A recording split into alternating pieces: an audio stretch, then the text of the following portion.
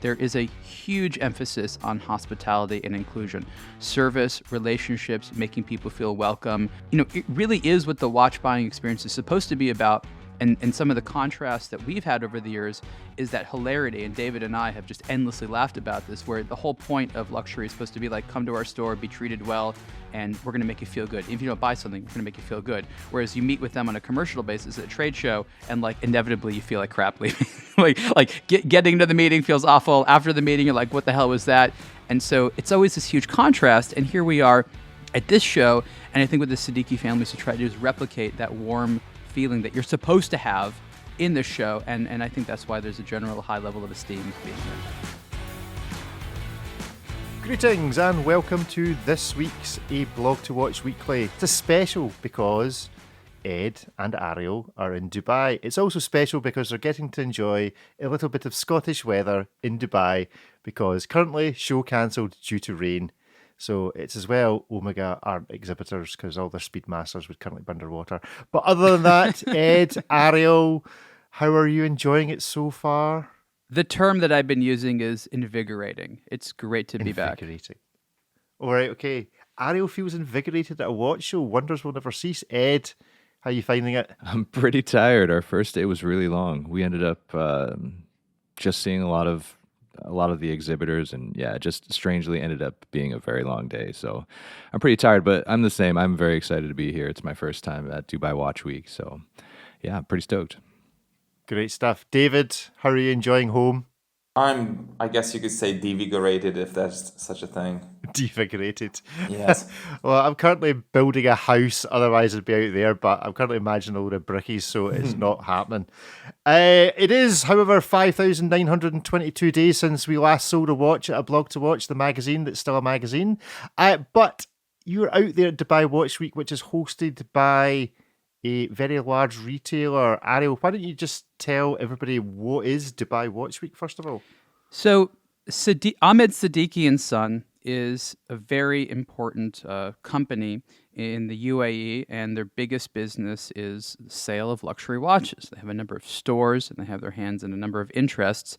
But several years ago, they decided to start Dubai Watch Week. It has since expanded beyond just the brands that they carry, and there's a lot of important figures from the watch industry here. I mean, Rolex is, of course, officially showing, as is Tudor.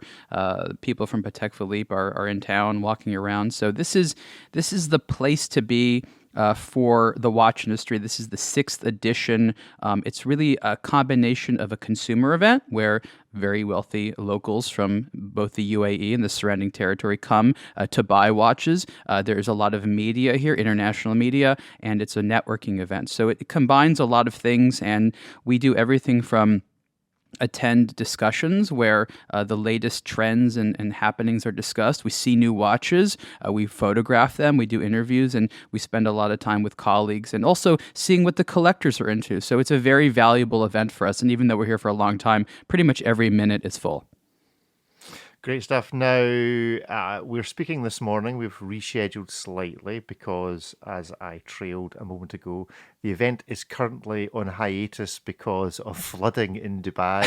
They really needed some Scottish people involved in the planning. We would have planned this so that rain would not have. I have to explain something here. Spoiled the event.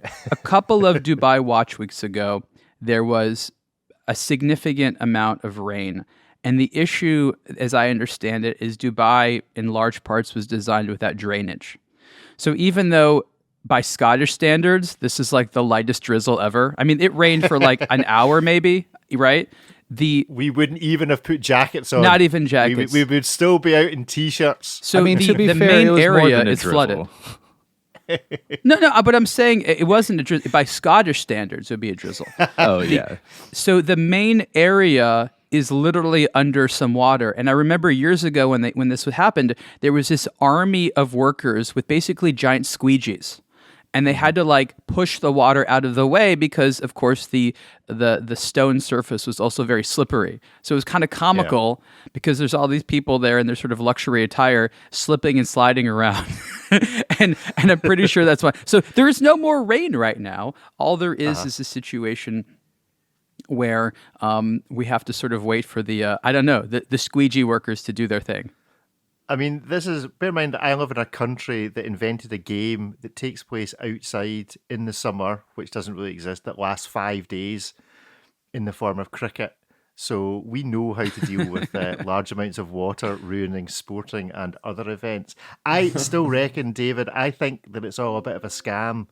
I reckon it's all a bit of a scam, and this is just the opening sequence to the plot of Ocean's 15 or whatever it is, and actually what's going on is there's really a heist in place just now. What do you reckon, David? I was thinking about something rather more preposterous than that. Something like along the lines of Monty Python's Royal Society for putting things on other things or something like that. It's people slipping around in luxury clothing and stuff and trying to get rid of water in the middle of a desert is more like Monty Python, but maybe it's Ocean's 2, I guess, if it's Ariel and Ed. You guys are planning anything? We can't disclose those plans, David. Oh, well, this airs later. I mean, you can. You'll be out the country, but then you'll be back home or on your non-extradition treaty country, Ed, by the time this airs, so you'll be all right. And me and David have evidence that we're in our respective countries. We're not in Dubai. So anyone with the combined interest in horology and kleptomania should try to avoid this event because it's going to be too appealing. I mean, the amount of nice watches just sort of hanging around, just the diamonds everywhere. Like it's if you have that compulsion, stay away from Dubai Watch Week. Now, obviously, you had to get out to Dubai, and we do occasionally play the aBlogtoWatch watches. Did you see anything on your in-flight films that was appealing? It's mostly who's in the plane. Otherwise? The people in the plane have more interesting watches than none of the movies. Yeah. So, what did you see? What's been on the streets so far? I haven't seen this many Richard Milles in a long time. I think if we made a pie chart of watches that we've seen, I think Richard Mille would take a disproportionate slice of that pie. And are they at the show? No. Yeah. Oh no, not at the show, but the people wearing the watches are at the show. At the show. So everyone's at the show wearing the one watch that isn't at the show. It's a very Rolex heavy time right now as well. Obviously, that's been something, over the last couple of years that's had a huge amount of notoriety. But you also see things that you don't really see that much in America, like a lot of Ulysses Nardans and things like that. So I saw a fun puzzle dial in the wild. Okay. I haven't seen that on the wrist of somebody, actually. So cool. And before your first day of the show, were you both at the MB&F HM11? That was just just me. Ariel. Just Ariel. So tell us a little bit about this watch, because this is actually on the website before we delve more into Dubai Watch Week itself. This just... I mean, I don't want to say I'm getting Tissot vibes in terms of here's a watch that tells you the temperature of your wrist. I'm just curious as to... It's got a thermometer on it. Why? Okay, so the theme of the horological machine number 11 is architecture. It's called the Architect, and the idea was that Max Booster and his team was inspired by like certain futuristic forms of 1960s and 1970s architecture, and the watch is meant to look like a little building with rooms. And there's sort of 4 sides to it, and they just wanted to put a thermometer in there. Why? I don't know. Buildings have thermometers. They hadn't done it before. There was a whole story about how they had to find like the one German supplier that would be willing to make the small enough parts for a mechanical thermometer because there's like, no market demand anywhere for this.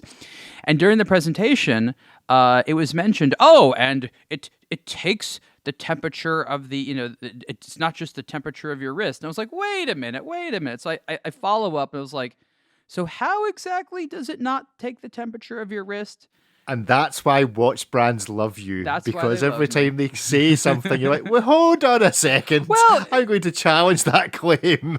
So I think we sort of like agree that somewhere in the middle, because the watch is slightly elevated above your wrist. The lug structure means that the case isn't totally touching your wrist. And we kind of said, well, it's a temperature that's somewhere between your body temperature. So yes, they admitted readily that for a correct reading, you should take the watch off of your wrist and, let it sit for a few minutes while it sort of, gets the ambient temperature. So it's fun looking. I think the funnier thing was that they actually decided to make both a centigrade and Fahrenheit version. Mind you, there's only 50 of these watches. Really?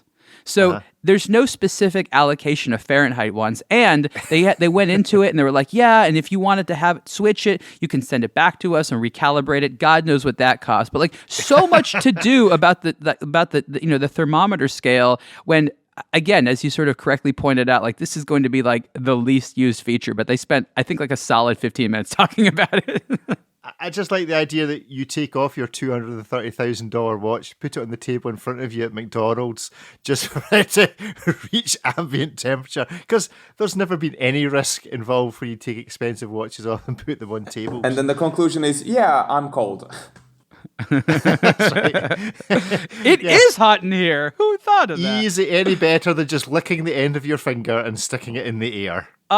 It's a cool looking indicator, and there's that little, the little coil in there. So I mean, look, it's we're talking about mechanical art, right? If you want a tool watch, then maybe the Tissot that we're talking about is going to be a slightly better option. So that's a T-Touch. But it makes for a great conversation. Is that a thermometer? Well, let me tell you. It's a thermometer and it costs you $230,000. Yeah. I mean, do you actually like it? Oh, yeah. It's a very pretty watch. It looks cool. I like it. It sort of has this sort of symmetry to it. Kind of looks like a little flower on the wrist. It's comfortable. It's fun to turn it, right, to spin it around. And it's a fidget spinner, isn't it? Well, it doesn't spin freely. It has 8 positions. And so I asked them, I was like, so how many times do you turn it before it has to be serviced? And they looked at me like, oh, God, Ariel. I was like, you didn't stress test this thing? They're like, no, we didn't IKEA stress test it. I'm like... Give it to me. I'll IKEA stress test it for you. Yeah, because that's a legitimate question, But, look, your MB&F is going to... visit the MB&F manufacturer from time to time for a little bit of a medical love. I think that's the consensus anytime you have one of these high-end complicated watches that they actually fare a lot better. But yeah, that's sort of the unwritten rule is you get these watches with these highly exotic bespoke movements and things like that. After a couple of years, there's a reason they make a lot of spare parts and they'll send you pictures of the watchmakers, with bending over the desk, servicing your watch. They have a little service to it. Well, I mean, bear in mind it's only 20 meters water resistant. All of them, if they're present at Dubai Watch, have probably been ruined in the last 24 hours. Oh, I asked about that as well. Because, it's rained, which is one thing if you can avoid, but then it's going to get to like 45 degrees or something. And it's just going to be the most humid anywhere has ever been on planet Earth. Maybe that's the real scheme of the rain today, that MB&F engineered the weather to stress test their new HM11 at Dubai Watch Week. And it's all just a secret experiment. Does the little building fog up inside, Well, then you have to spin it in order to get all the moisture out. That's the idea. It's like a tumble dryer. Boy, it's like we're designing the next version for them. We are. Listen, for $230,000, I think you should be allowed to send this back in to have whatever the mechanism is removed, so that it does just freely spin. But that's how you wind it. That's how you wind it. The whole point is you need to wind it that way. Oh, is that how it's wound? I didn't think that. Yeah, it's right. Okay. There's a lot of issues. So they have this crazy crown. So that's actually my one thing I think they should have changed. And that's actually the issue with the water resistance is it has a crown. And because the crown's big and the way it's designed had a complicated gasket system, it's like, why don't you just have a function selector? Why do you even have to have a crown? Have a little pusher that... Yes, Max. Why? Why, Max? Why? I discussed it with them. They agreed it was, not a terrible idea. But it goes to show that there's always more things you can do. But I mean, they admitted there's going to be more versions of this in the future. They're not just going to be, new materials. Both of these are in titanium. I guess what I liked about this was the return of the MB&F, which really makes you sort of think, right? Like all these questions, like this is good. This is good for the brand. They like this type of discussion. For a number of years, I think that they put some of this wildness aside and we're really trying to make, I guess call a retailer watches that respond to the market, slightly more limited editions of more colors and more versions of existing watches because there was demand for it. And now this is Max Booster saying, you know what, I'm just going to make something totally crazy. I don't really care if people like it or not. And he himself, he knows good watches. He knows good taste. And so, he's one of those people you can generally trust with coming out with attractive designs that are highly thought-provoking. David, what do you think of this and anything else you've seen so far appear on the interwebs with regards to Dubai Watch Week been appealing so far? I don't think there's a load of new releases, but obviously there's some bits and pieces being promoted, like of Resonance, etc., and others. Anything you've seen so far? Yeah, certainly. I think, MB&F has just owned this. They've stolen the show for sure with the HM11 architect. And nothing else matters at this point, I guess you could say. We'll see maybe some cool new releases. To be honest, I have not seen anything that would even remotely be able to match the HM11 thus far. So, what is the vibe at the moment? You gentlemen, have arrived at Dubai. The watch world is not without its controversies and happenings, the likes of the Rolex takeover of Bucherer, the stuff with Only Watch. We've not touched on it in the show, but everything that's happened in the auction world with some interesting things in terms of backed bids that seem to have cleaned out entire collections and not given anybody in the room the chance to actually bid for stuff. So, what is the chat? What's everybody focused on? Have you already been to some parties? Oh yeah. At night? Oh yeah. What's the gossip? Come on, tell us gossip. No one has talked at all about Rolex and all that. I mean, obviously in this region, it's a Seddiqi thing, so Bucherer really has no presence here, and really no one's talked about it at all. The Only Watch conversation is something that I've brought up a lot, mainly because a lot of the Only Watch pieces are here. And so we saw a lot of them. I think we've seen 3 or 4 of them at least. The Konstantin Chaikin Stargazer is probably the one that's the most incredible that I took some pictures of yesterday, and we'll do a hands-on. The Gerald Genta, 100th anniversary of Disney with the Mickey Mouse, like the birthday Mickey Mouse on there. That one I got to play with, which was really, really cool. So with Mr. Veer, I sat with him, and of course the Veer brand had their contribution as well. And I said to him, I was like, Jean-Claude, obviously you're part of this, but if Only Watch had asked you advice, how do you weather this storm? What would you say to them? And he thought about it, and maybe they did ask him for advice. I don't know, but probably not. And he said, you know what? You have to just be transparent. Transparency is the thing. Just be honest, be open. He said that in his opinion, he doesn't think that they did anything wrong, right? In terms of rule breaking. I don't know what that means. There are obviously not a lot of rules in the Principality of Monaco when it comes to this reporting. So he might be technically right. But I think that that he makes a very good point, because that's what people value these days. So there is a lot of disappointment here from the brands who feel that Only Watch kind of screwed them over.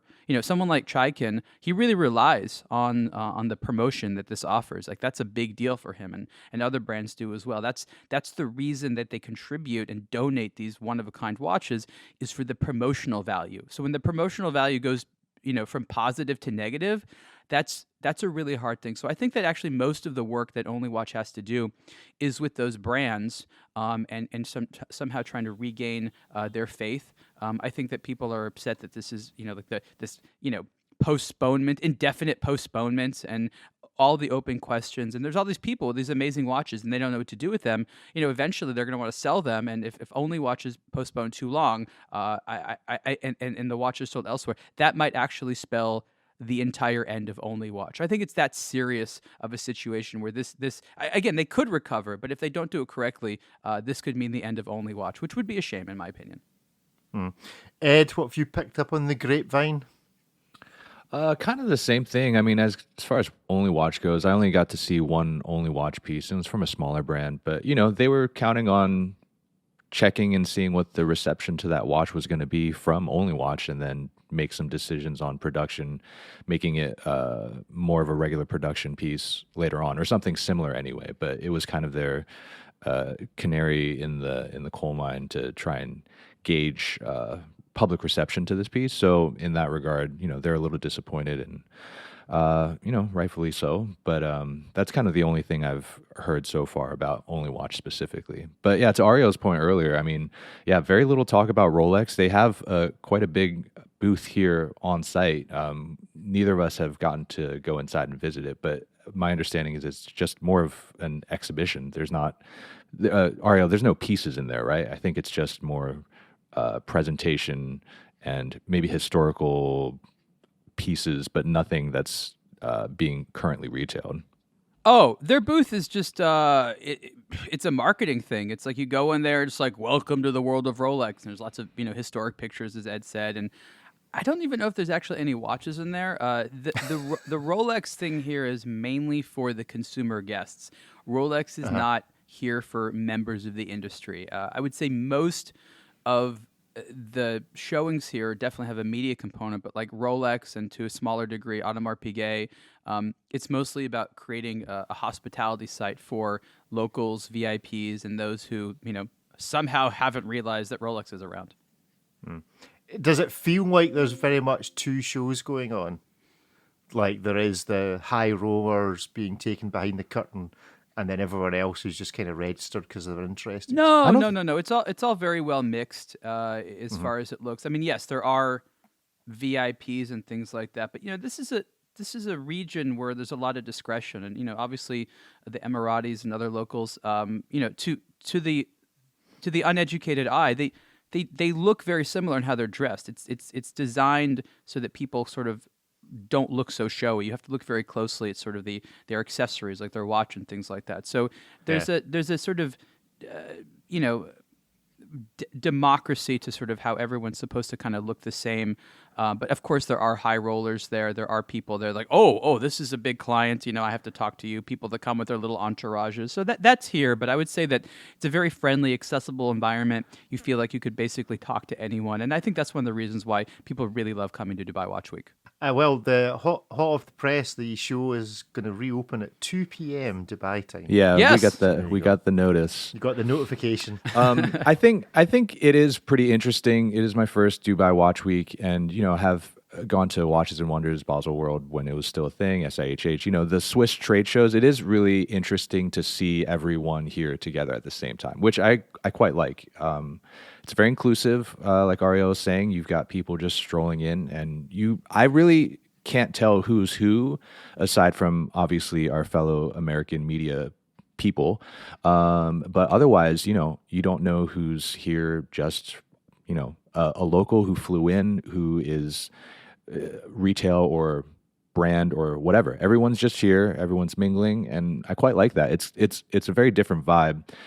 So in that regard, it's quite nice, but it is different in that the way the show is set up is that there's one main indoor area that's kind of a long corridor, split into, and then the brands are exhibiting there, and they're quite a bit smaller than what you would see at somewhere like Watches and Wonders. And then outside of that area is there are the bigger brand booths that are quite much like the ones that we see at Watches and Wonders. And so in that regard, it does feel like a little bit of a different show when you step inside to the building and then outside, because then you go outside, you kind of walk around this courtyard area, and then there's these individual, quite impressive booths that have been set up by the likes of Chopard, AP, Rolex, Bulgari. And then when you visit those particular booths, the experience is quite a bit different. Like I Chanel, also want to report. Oh, so go ahead. Yes, Chanel. Well, I was just going to Chanel. Chanel was quite particular about their rug for some strange reason. The return of the white carpets. Oh, God. Have you managed to follow up with anybody at Chanel yet, Ariel? Yeah, we had a meeting with them. We went in there. Right, okay. I put up with this time, but just to remind people, in Watches and Wonders, Chanel had their booth, and this is supposed to be a high traffic environment where you invite the thousands of people to come, and Chanel didn't want anyone to get their white carpet dirty. And I'm like, okay, I understand that you have a black and white theme, but could you just lay off of like worrying about your carpet getting dirty? This is supposed to be a high traffic zone as it is. And so Chanel is one of those companies where you see this stark it's like, I don't know, it's like this conflict between like the luxury image and the practicality of human beings. And it sort of just goes to show that there are certain luxury brands that are, I mean, Chanel stuff is gorgeous. It's beautiful, but is it human accessible? Like, I don't know that it is, right? Like, a lot of their watches, it's almost as though they want to have the museum of Chanel. That's more important for them than this idea of anyone actually like being able to be accommodated into their space. And so it's amusing. And I think their watches for men and women are utterly beautiful, but it's not a company that I think is particularly fun to interact with.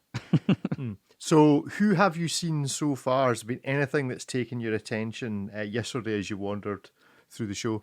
According to the Seddiqis, there's 20 watches which were debuted or will be debuted. And actually, they're not all debuted at the same time. So there's watches that will be debuted tomorrow or the day after.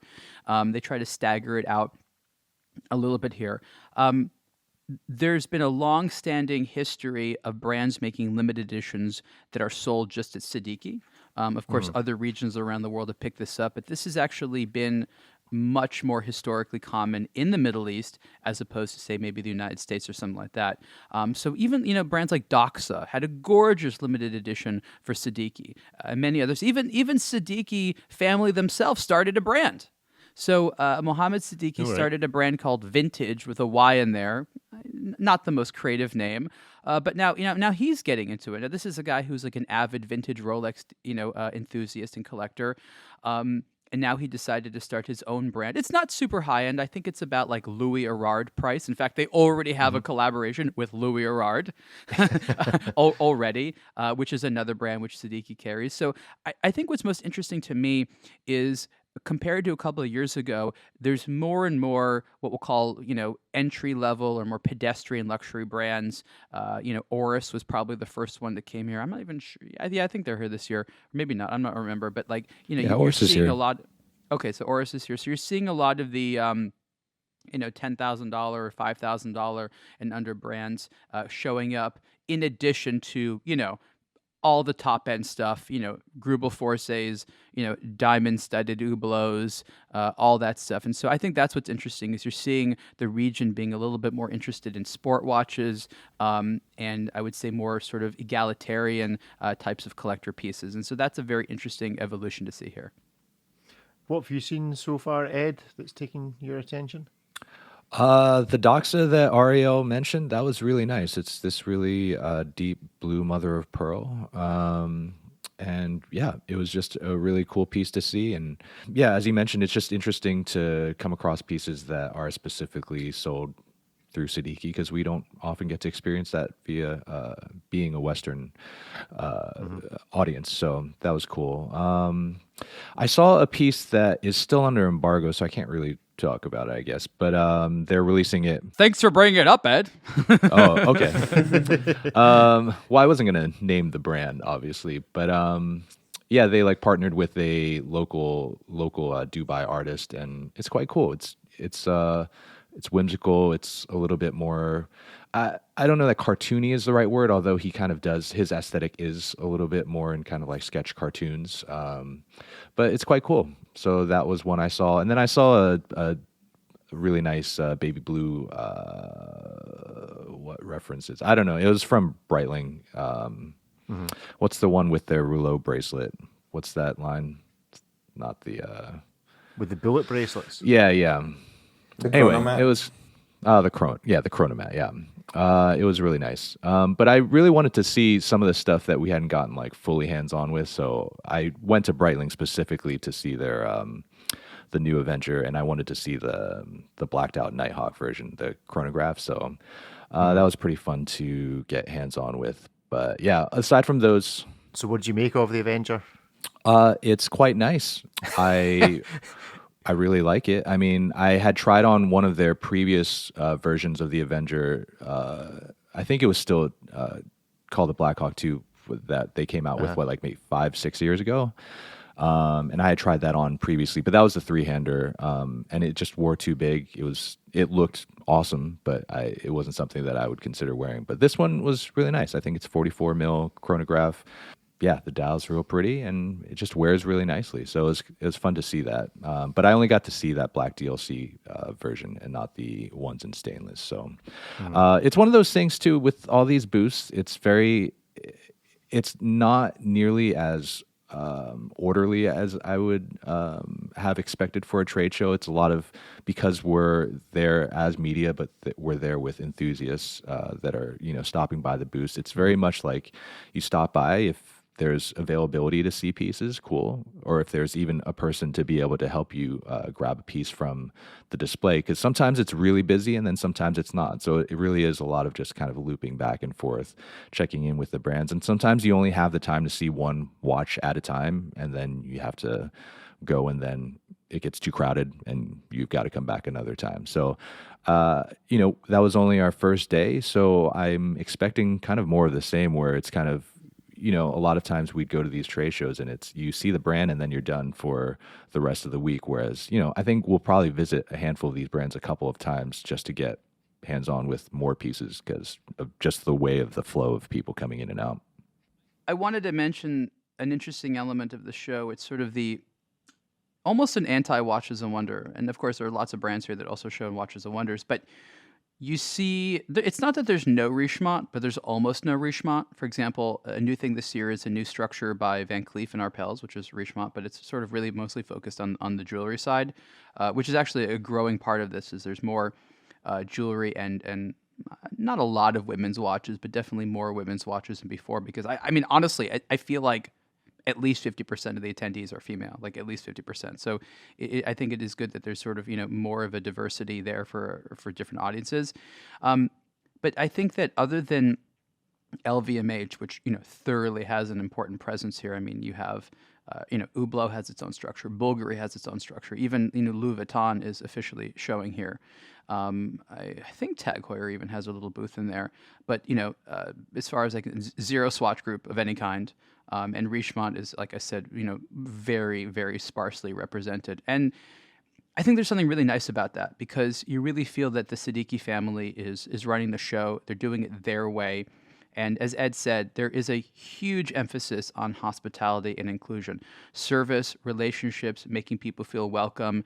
It really is what the watch buying experience is supposed to be about. And some of the contrasts that we've had over the years is that hilarity. And David and I have just endlessly laughed about this, where the whole point of luxury is supposed to be like, come to our store, be treated well, and we're going to make you feel good. If you don't buy something, we're going to make you feel good. Whereas you meet with them on a commercial basis at a trade show, and like inevitably you feel like crap leaving.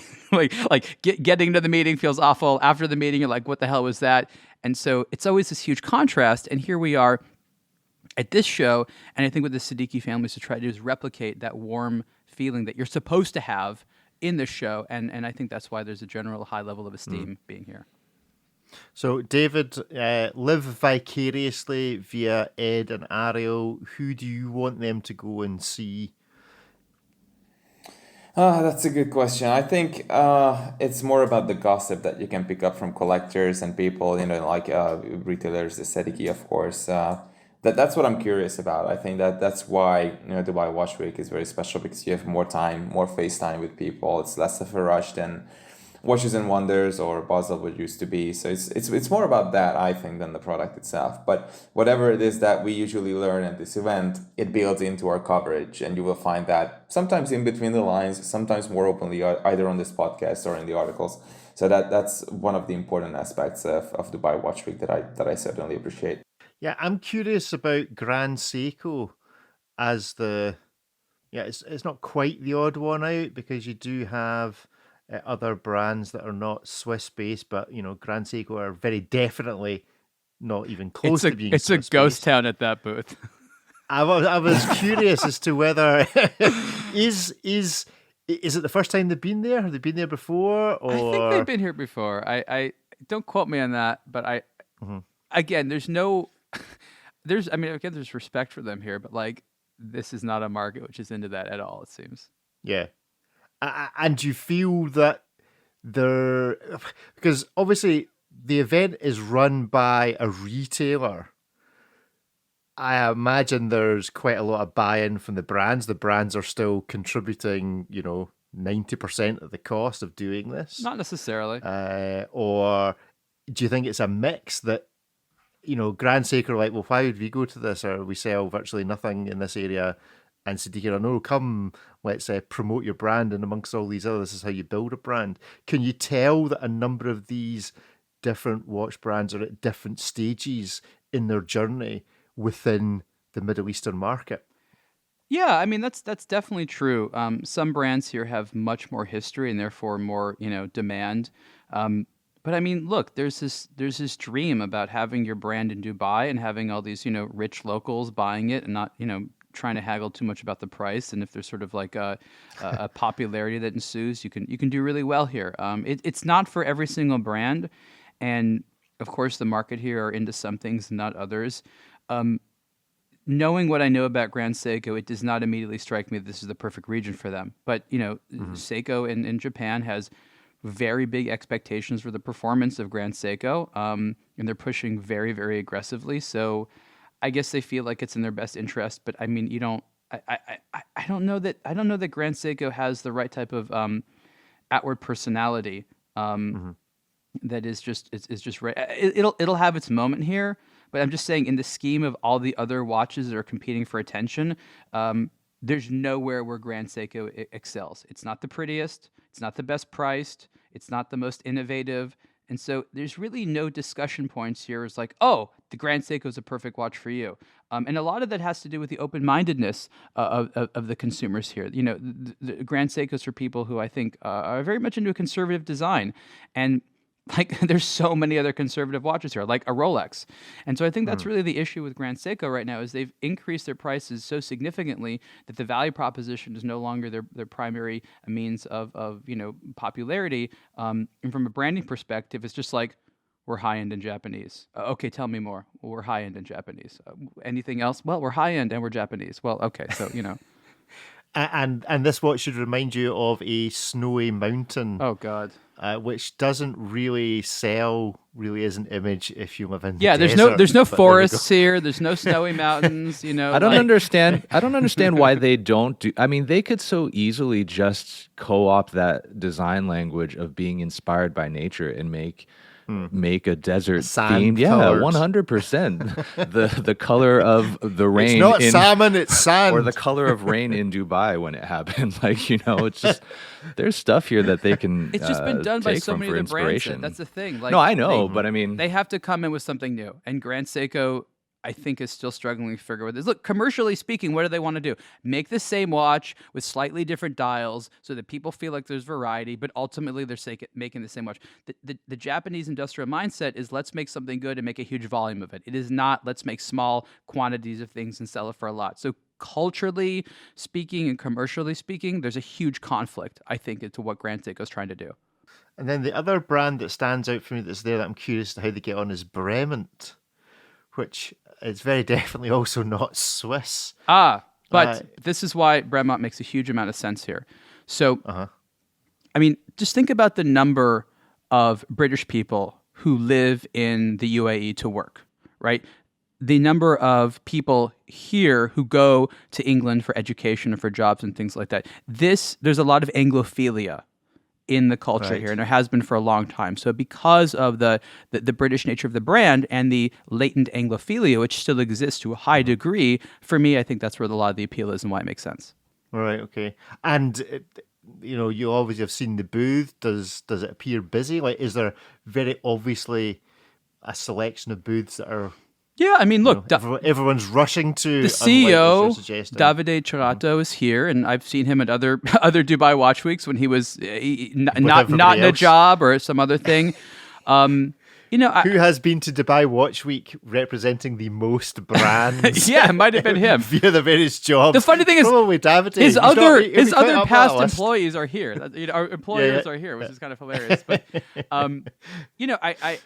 I haven't we haven't visited with them yet, so I haven't had a chance to speak. But their booth is no less busy than any of the others. I would say that it's probably it's unequal territory. And the arrangement of it is such that it is really kind of like a straight line inside. So everyone's kind of just like going down one end and then coming back the other, and they'll stop at the booths that have a free spot to actually see stuff. Space. Yeah, totally. So it's kind of hard to judge that way.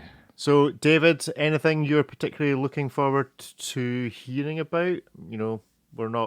The show is not going out for a couple of days. Is there anything that's coming? Well, I don't know, really. I'm not there. So if I was there, I could have an idea on that. I'm just trying to include you. I know you're sitting in your bedroom in Hungary and all the rest of it, but I'm just trying to, increase inclusivity in this show. It's all very well Ed and Ariel living it up while we're sitting in our own rainstorms back here. Well, every time when I hear the word inclusive with regards to a luxury event, I just roll my eyes. But let's see how that unfolds.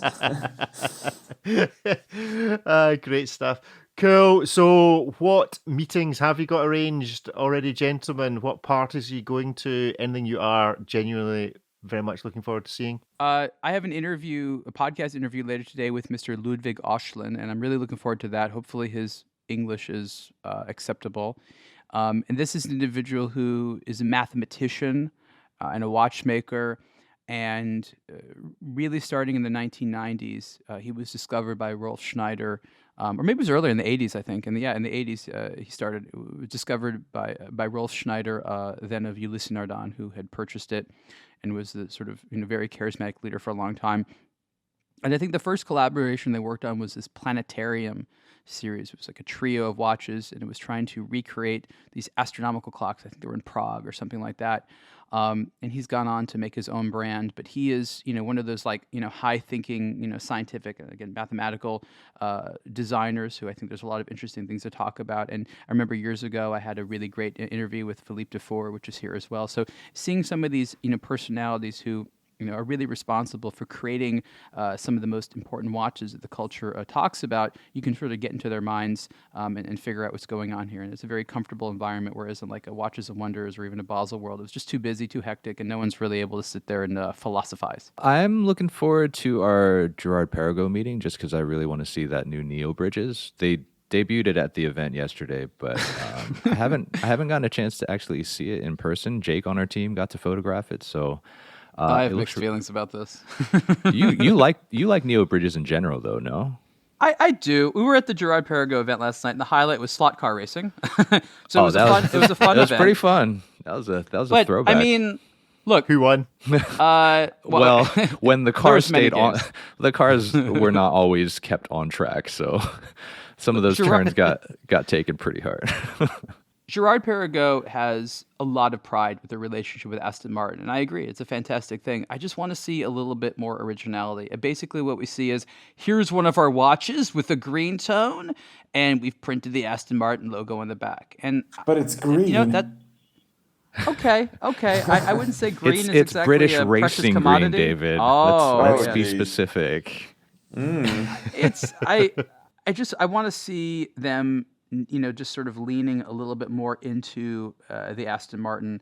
I don't know. I mean, I guess there's risk of making weird watches. I just feel that consumers want more than just the logo on there. So I like Girard-Perregaux, and I actually like that watch a lot. I just feel that despite the impressiveness of the relationship, I'm just not sure if, from a product perspective, they've really leveraged what they can do yet. Okay, well, anyway, Yeah, Rick, I'm looking forward to seeing that watch. Well, when I first saw the photographs of it, I thought it was a Bulova. I thought it was a re-edition or an update of the space view from the colouring. It was only when I looked at the title of the article I realised it was Girard-Perregaux. It does look pretty cool, but the base watch is cool. When you have these collaboration watches we talked about, both sides need to contribute something, and I don't feel that the Aston Martin side has contributed what people expect. It has to be something like Girard-Perregaux could have made this exact same colors without the Aston Martin relationship. And so for me, it sort of fails the both sides bring something to the table formula. Ed, anything else? I need to self-correct myself because I realized I called the Breitling a Nighthawk earlier, and it's the Night Mission, and I think I got that mixed up with the Blackbird. So I'm self-correcting myself. You have to stay in your hotel for the rest of the day. No sushi for you. But the other thing is, we've only been here. We're recording this on the morning of day 2, so I've only gotten to experience one full day of Dubai Watch Week. But the one thing I've been struck by is I really appreciate how much more chill it is.